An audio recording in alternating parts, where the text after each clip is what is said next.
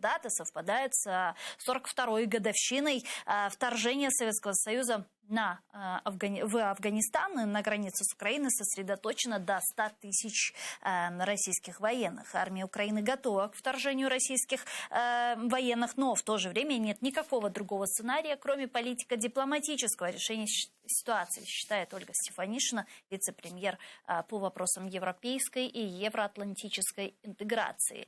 Вот что он сказал.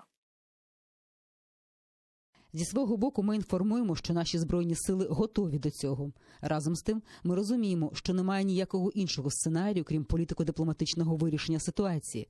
Ми дали Росії всі гарантії ще в 1997 році, але це не втримало її від цієї агресії. Тому ми сподіваємося, що в Мадриді цього року, крім того, що будуть знайдені елементи дипломатичного тиску, ми вийдемо на новий етап нашого руху в НАТО.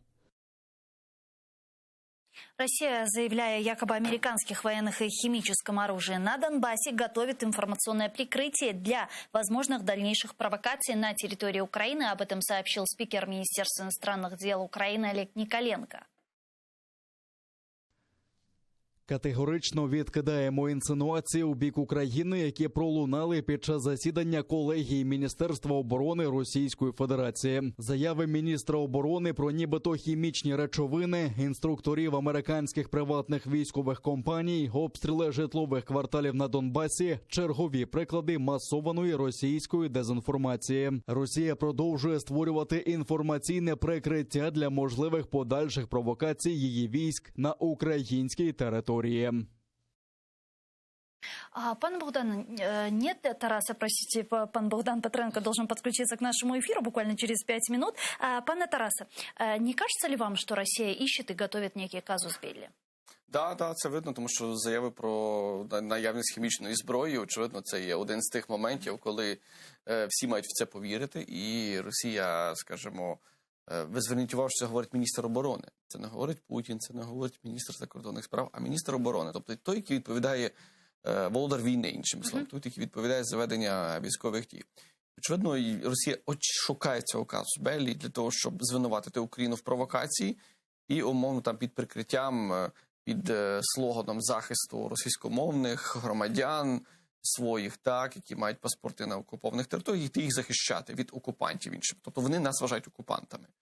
І таким чином, да, це, очевидно, це казус беллі, але я розумію, що західні партнери наші, вони прекрасно розуміють логіку і стратегію Росії, і це не спрацює, але цей казус беллі, він працює більше на внутрішню аудиторію Російської Федерації і теж на аудиторію самої, скажімо, окупованих територій, тому що таким чином підвищувати градус цієї ненависті, так, такої типу постійної готовності, постійної такого стимулу до того, що завтра можуть на вас напасти. Да?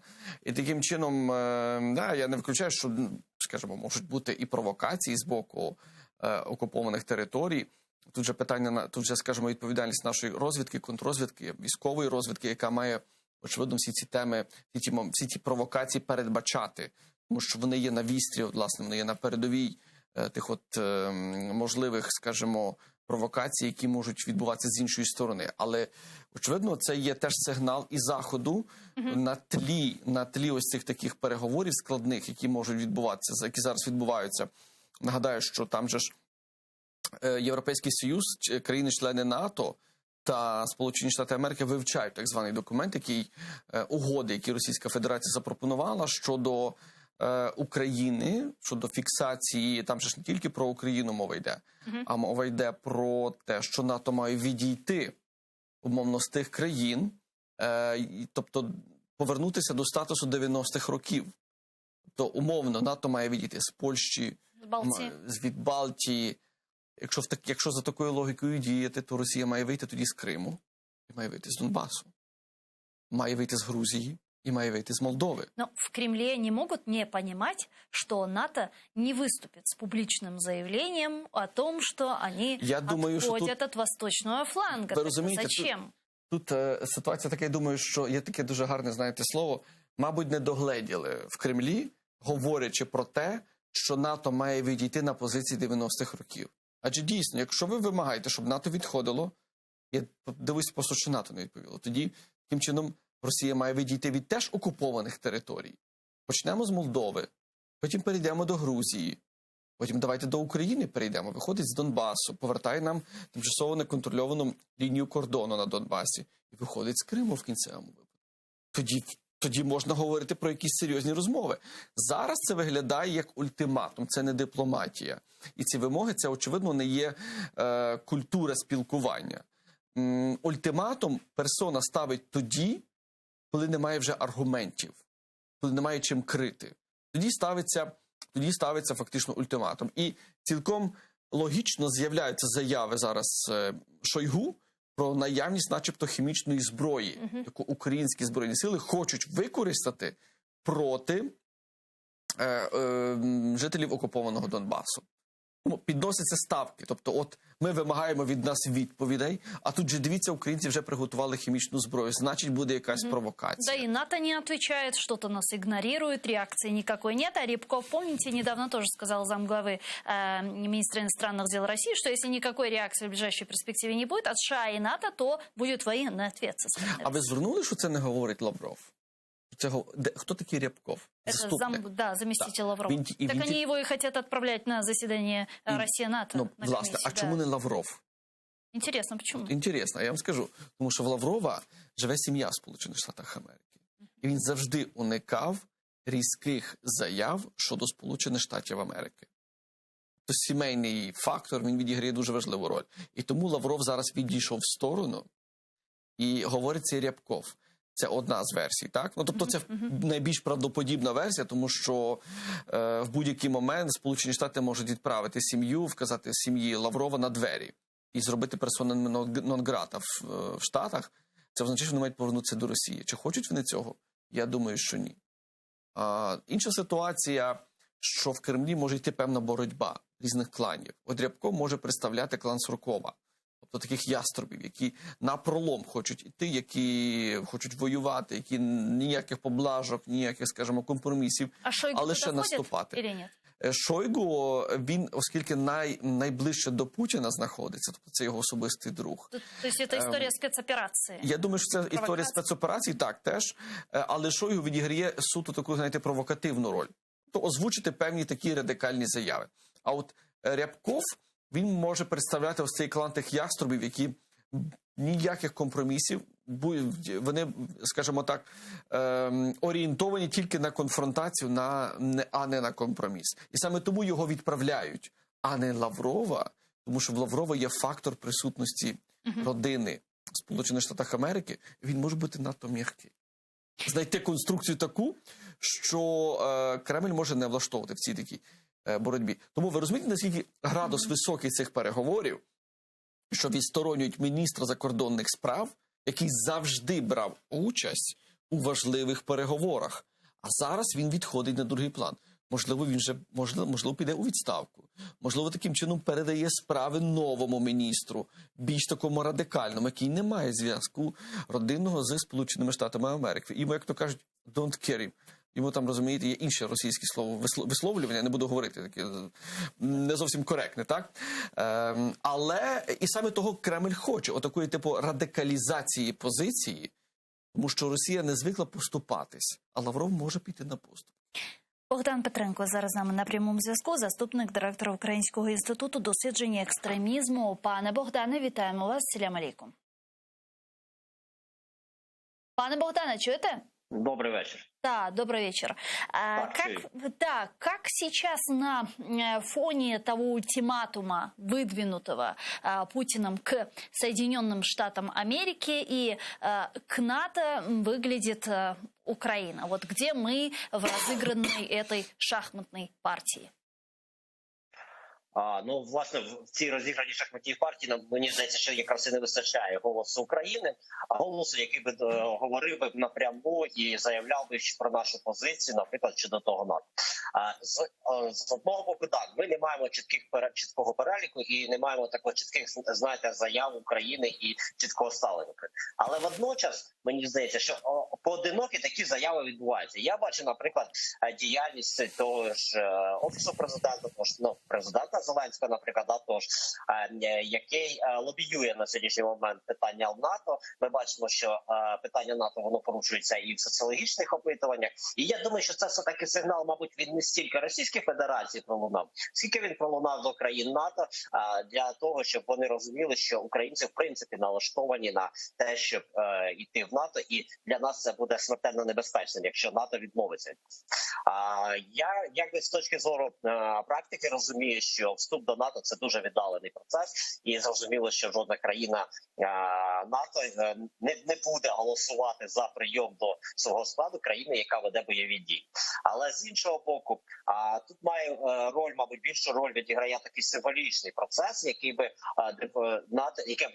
НАТО б демонструвало б нам би ще, що наші двері відкриті і що нам є куди рухатися, бо це надзвичайно важливо для українців. Ми ж маємо розуміти, що всі ці процеси, всі ці радикалізація, яка відбулася в Україні, це пасіонарність України, вона відбулася якраз через те, що влада свого часу не хотіла відповідати на запити населення щодо євро та євроатлантичної інтеграції. І це Майдан, який відбувся, і та війна, яка відбувається на сьогоднішній момент на Донбасі, в тому числі наслідком якої, і в тому числі і Крим, питання окупації Криму, воно виходить з того, що українці намагаються інтегруватися в НАТО. І це, знаєте, воно значною мірою відмова НАТО від прийняття, навіть якісь там віддаленій перспективі, воно б значною мірою ударило по українцям, по цілодосягненню, по нашій мотивації. І зрозуміло, що це певною мірою би опустило руки. І певною мірою це б сприяло б навіть спочатку, звичайно, провадження проросійських таких меседжів, наративів, а потім і безпосередньо окупації Російської Федерації цієї України. Я не маю на увазі навіть військової окупації, тут, можливо, навіть йшлося і про політичну окупацію, оскільки б, власне, демотивація до євро і євроатлантичної інтеграції, вона призвела до того, щоб пальму першості поступово перетягувала на себе зовсім інший вектор. Но при этом мы видим, как сейчас Соединенные Штаты Америки обсуждают с западными своими партнерами, с Европейским Союзом, с странами-членами НАТО возможность агрессии России против Украины, дальнейшее и введение более радикальных санкций в отношении страны-агрессора. Как вы думаете, вот те санкции, которые сегодня артикулируются из уст коллективного Запада, они будут введены постфактум, либо же как превентивная мера, то, к чему призывает президент Украины? Знаєте, я просто, як в усіх анекдотах, є хороша, є погана новина. Хороша новина полягає в тому, що Захід не відмовляється від України, і Захід продовжує здійснювати символічний тиск на Російську Федерацію. Тобто ми почули, що будуть запроваджені санкції, ми навіть інколи чуємо, якими вони будуть, але є і, звичайно, і погана новина. Погана новина полягає в тому, що для ефективності санкцій вони повинні постійно зростати, тому що російська окупація Донбасу, російська окупація Криму, вона ніде не ділася. І необхідно здійснювати подальший тиск на Російську Федерацію заради того, щоб дійсно ці санкції діяли.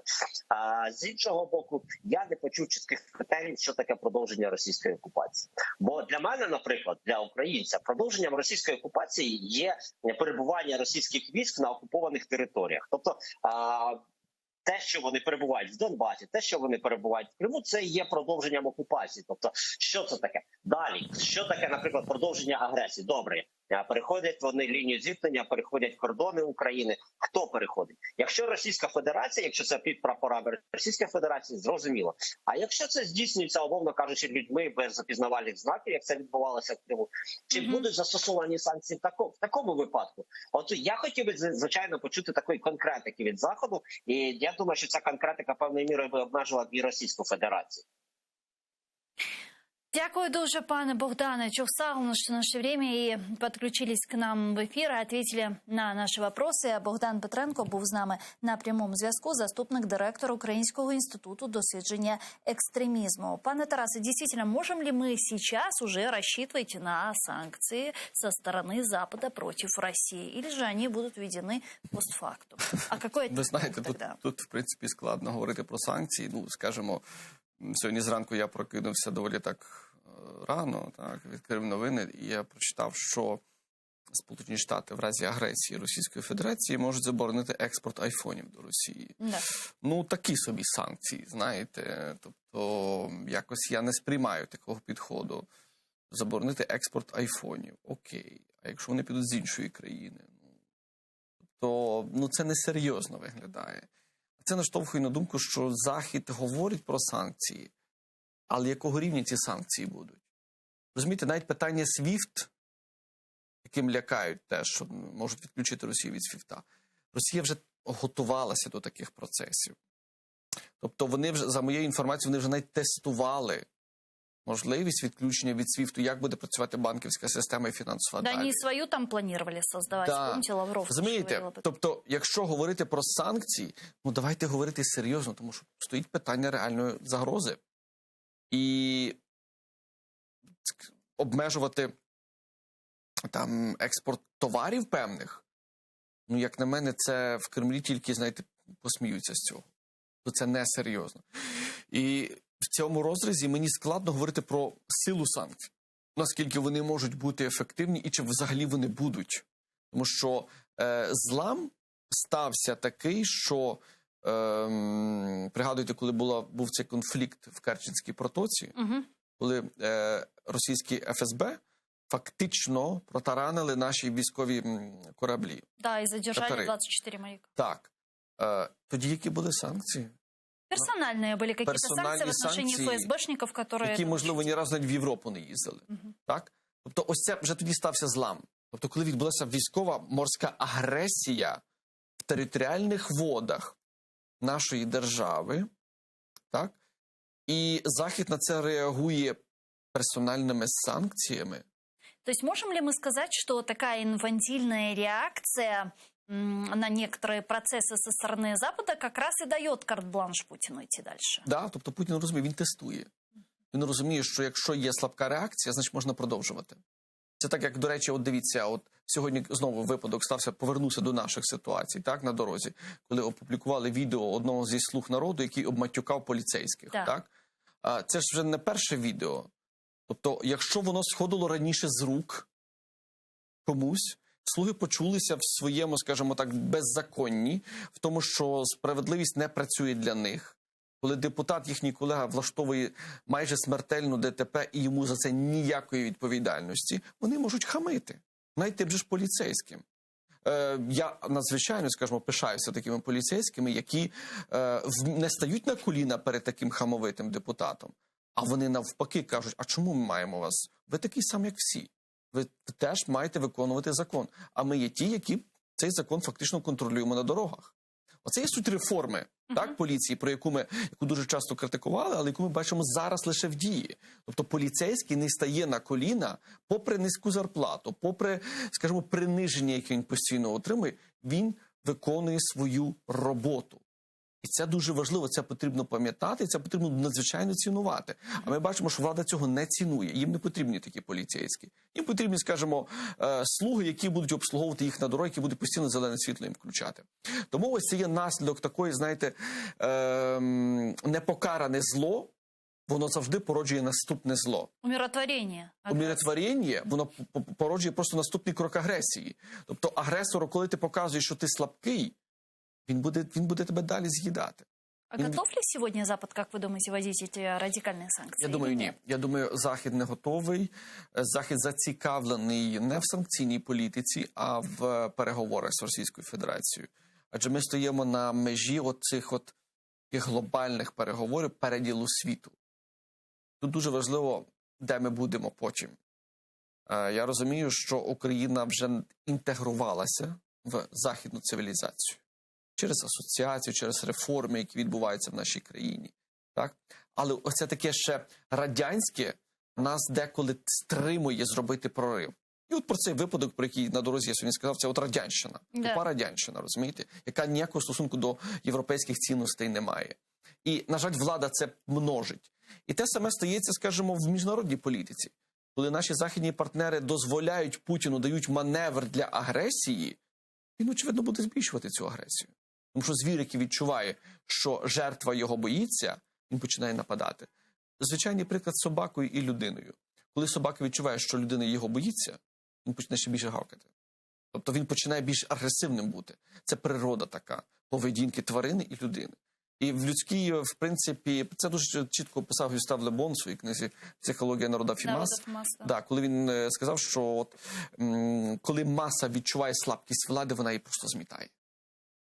Те саме можна показати на прикладі Путіна. Коли він відчуває, що маса, умовно, починає давати задню, в цьому випадку маса, скажімо, європейської спільноти, західних партнерів починають йти на поступки, вони починають їх просто змітати. І все. І тоді ми говоримо про ось ці такі тектонічні зміни, боротьбу між ліберальним світом, демократичним і авторитарним світом, які стикнулися сьогодні. І оце тріння, яке відбувається, іскрить надзвичайно сильно, і іскрить саме на нашій території, на нас з вами. А вот конечная точка, докуда с этим шантажом и блефом может дойти Путин? И на какой точке западные партнеры нашей страны, Соединенные Штаты, Европейский Союз уже осознают, что умиротворение агрессора не работает, тем более, что уже такой прецедент был с Гитлером в 40-х Треба розуміти те, що Захід не хоче війни, Європа не хоче Третьої світової війни. Америка теж не хоче війни з Російською Федерацією. Тому йде таке, знаєте, бадання, позиційне бадання. Путіну було важливо увійти в такий конфлікт, тому що через конфлікт ти себе проявляєш свою позицію. Це працює в людському середовищі надзвичайно часто. А в міжнародній політиці те саме. Пригадаємо, в 2014 року Путін був відсторонений в так зване ізоляційне гетто. То з ним ніхто не спілкувався через те, що анексія Криму і окупація Донбасу, і підтримка сепаратистів на Донбасі. З ним ніхто не спілкувався, окрім там диктаторів якихось там третіх країн світу. Йому було важливо повернутися в цей клуб великих країн. Він поки не повернувся в G7, так? Але з ним вже ведуть переговори Штати напряму. Для нього це здобуток. Це, скажімо, програма мінімум виконана. Що буде далі? Ну, побачимо. Але чим більше Захід буде йти на поступки, тим, скажімо, сильнішим буде відчувати себе Путін. Так що, получается, в такой случай можна обратитися? Складно. Ви розумієте, тут складно прогнозувати, як відбудеться. Очевидно, що на поступки підуть, щоб домовитись, щоб був компроміс. Бо компроміс – це завжди мистецтво поступу. А «Северний поток-2» – це був компроміс? «Северний поток» – частково так. З якого боку? До речі, от в квітні місяці, коли Сполучені Штати і особисто адміністрація президента Байдена сказала, що не будуть продовжувати санкції по Північному потоку-2, це не була поступка Путіну, а це було вияв знаку солідарності з Германії. Правильно, до Європи. Тому що за Трампа ось ця євроатлантичність, вона дещо похитнулась, вона дещо отримала певний розкол. А Байден прийшов і взяв, скажімо, називаємо простою мовою, цемент і почав замуровувати ось цей розкол, який стався в стіні між, це тріщина, яка сталася в стіні між Європою і Америкою, він почав її, так би мовити, зашпакльовувати, так? І наслідком цього був, власне, Північний потік-2, не продовження санкцій. Хоча республіканці виступають проти, так? Тобто вони завжди виступали проти Північного потоку-2. А зараз вони ще більше виступають проти, але при владі є Байден, і, відповідно, йому важливо зберегти цю єдність з Європою. Чому? Щоб виступати єдиним фронтом навіть не скільки проти Росії, тому що Росія не є головним ворогом Сполучених Штатів Америки, а Китай. Росія є другим, третім ворогом, але ворогом. Але першочерговим є Китай. Но так или иначе, Соединенным Штатам Америки и лично Байдену нельзя ударить в грязь лицом, фактически оставляя Украину один на один с страной-агрессором, с Россией. Потому что многие политические аналитики говорят, что если Байден позволяет России осуществить некий блицкриг по Украине, захватить другие регионы Украины, то это имиджевая потеря для Байдена, в особенности после тех провалов отстаивания позиций своих союзников в Венесуэле и в Афганистане. И многие говорят, что на следующий день как раз Китай и нападет на Тайвань. І все. Так само, це карт-бланш. розумієте, те саме думали і в Афганістані. Те саме думали і, скажімо, союзники американці про те, що Америка не може вийти з Афганістану просто так. Але сталося, як сталося. Тому не потрібно надіятися на Америку тільки.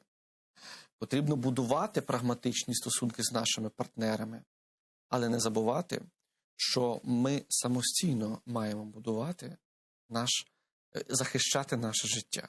Бо якщо ми будемо, коли ми надіємося надто на когось, ми самі тоді, іншими словами, ми стаємо слабкими, тому що ми бездіємо. А за нас вирішать наші проблеми, нас захистять. В Афганістані так думали теж. Тобто, я сьогодні, їдучи до вас, я слухав інтерв'ю Віталія Портнікова, і він говорив саме про те, що,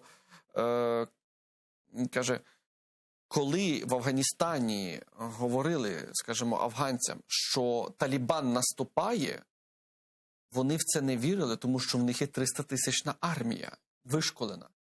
Армія здалася за кілька днів.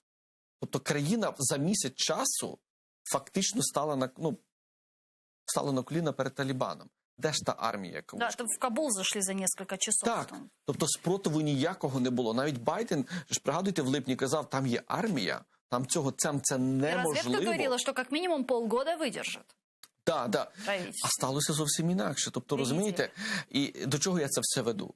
До того, що ми маємо надіятися на свої сили, будувати своє, а не покладатися тільки на... В нас, очевидно, Україну і Афганістан не можна порівнювати, тому що в Афганістані були війська стояли, були військові бази, в нас це зараз нереально. Але ми від наших партнерів можемо як мінімум вимагати не тільки санкцій, але озброєння, оборонного озброєння, це дуже важливо, синхронізація розвідданих, це те, що європейські колеги і американці, вони мають супутників завжди. Тобто ми можемо передбачати, що будуть росіяни робити. Тобто ми можемо легко спрогнозувати їхні дії, якщо ми маємо ці дані з супутників. І підготуватися, скажімо. Бо це ж ти ж не сховаєш, коли війська наступають, ти ж не сховаєш це. Тепер супутники все бачать. Ти можеш швидко вибудувати мобільну лінію оборони. Ось це нам дуже потрібно. І очевидно, що підтримка в плані фінансової підтримки для того, щоб чим швидше проводити реформи. А реформи задля чого? Для того, щоб наша армія була синхронізована з армією країн НАТО. Ми не є член НАТО, але ми маємо партнерство з НАТО, умовно, так? І тут не питання вступу до НАТО стоїть, як вчора президент, до речі, сказав, що ми будемо вимагати дати. Ніхто йому дати не дасть. 22-му. Ніхто не дасть йому дати чіткого вступу, тому що в самому НАТО немає консенсусу щодо України. Але ми можемо говорити про не вступу до НАТО, але привести НАТО в Україну. Не через видиму присутність військ, а через синхронізацію оцих процесів, про які я говорю, з військами НАТО. Тобто, щоб ми діяли як одна велика армія. Ну, і тут же можуть бути регіональні союзи, там, наприклад, це Люблінський трикутник, про який говорять, так? Трикутник там, тобто з сусідами, які є в НАТО. Оце нам дуже важливо, з ними синхронізувати ось всі ці процеси. Особливо щодо поставки зброї. Особливо щодо посилення нашої ракетної обороноздатності і протиповітряної оборони. Оце надзвичайно фундаментально.